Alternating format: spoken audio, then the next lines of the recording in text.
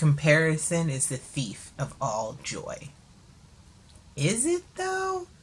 I love quotes, but I'm also super skeptical of them, and I do not believe in extremes. For every quote-ism, there's an equal and opposite, exact opposite quote-ism to counteract and contradict it.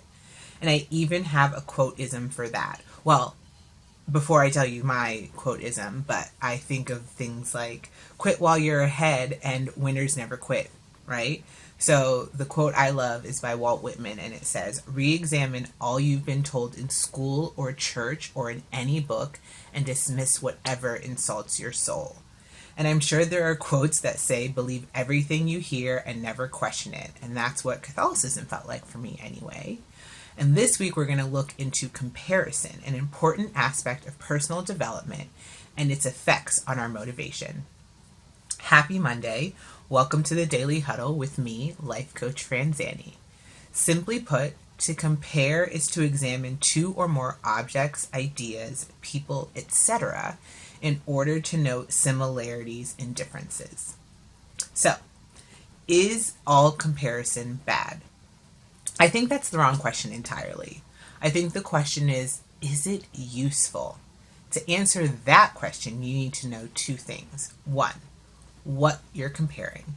I know this sounds so simple, but especially right now, and especially in politics, I'll hear one person talking about apples and the other person is straight up talking about fucking dinosaurs, right? So if you're looking to compare similarities and differences, you need to know what specifically you're comparing. So when it comes to our motivation, are we comparing ourselves to our past experiences, to others, to ideals? Take, for example, me. Right now, I am training for a half marathon, and I keep mentally beating myself up for feeling tired on my long runs.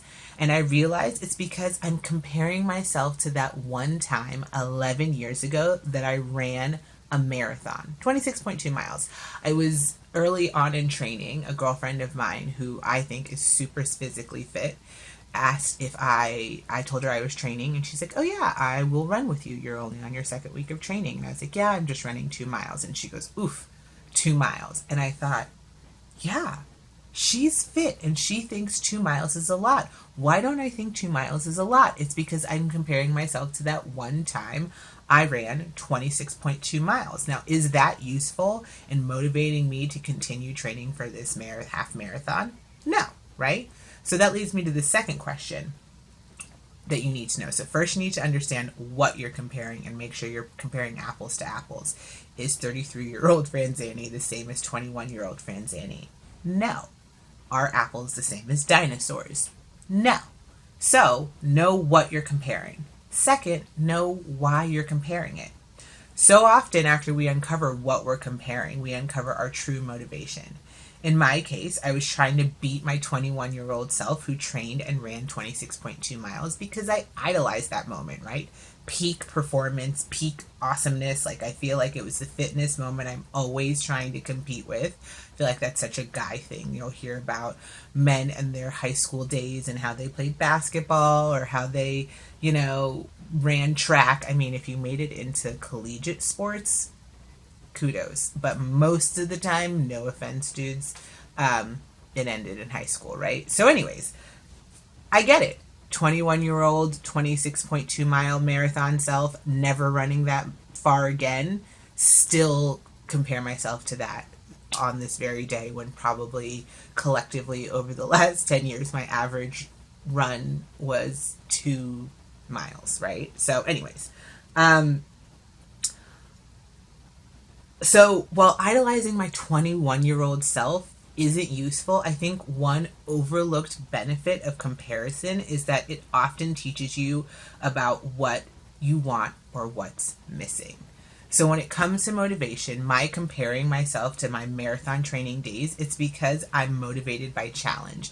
And this was a mind-blowing discovery for me. It took me a while to understand that because I've always felt inadequate with my fitness routine. I couldn't figure out because to me, fitness routine was doing the same thing every single day, whatever it was,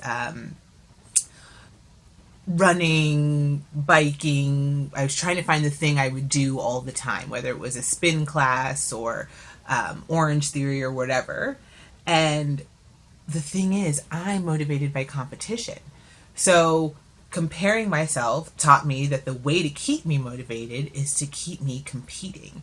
And it made it so much easier to create workshops or workout plans that I'll actually stick to. And it made perfect sense why that daily do the same thing every single day workout plan never worked for me. And because no matter how much I hate training for something, my competitive nature will keep me at it. So, good, bad, or ugly, there are always lessons in all of our tendencies if we're willing to take a look. So, the rest of this week, we're going to talk about what and how we compare and uncover the advantages and disadvantages of that comparison. Thank you so much for watching the Daily Huddle with me, Life Coach Franzani. Every week we talk about a theme, and every day we huddle around a topic and how we can use it to increase our motivation. Stay disciplined and be the master of our own destiny. I'll see you here tomorrow to continue our conversation on comparison.